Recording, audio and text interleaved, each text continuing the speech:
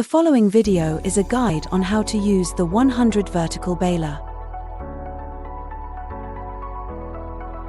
Firstly, at the front of the baler, place 4 number strapping rolls on the bar above the compaction chamber. Next, tread each strap down into the baler chamber. Press the down button on the control panel to make sure the compaction head is in the down position. Open both top and bottom doors. Pull each strap over the top of the chamber and around the pin located at the back of the baler. The straps are then placed into each of the U-shaped channels at the base of the chamber. Loop and knot each strap and fasten into the strap holding points below the chamber. Close both doors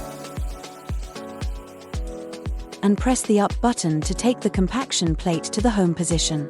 Next, open the top door and load material into the compaction chamber. Close the top door and press the start button to run a compaction cycle. Repeat the process of loading and compacting material into the chamber.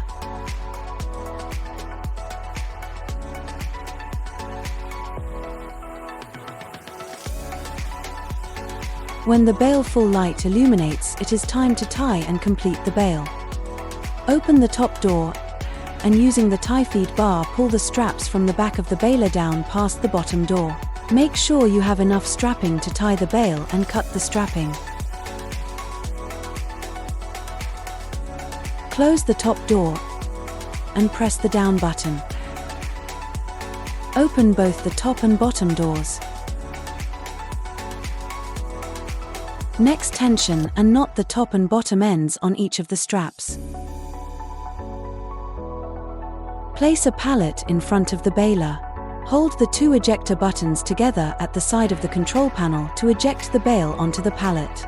Make sure the compaction plate is fully up in the home position.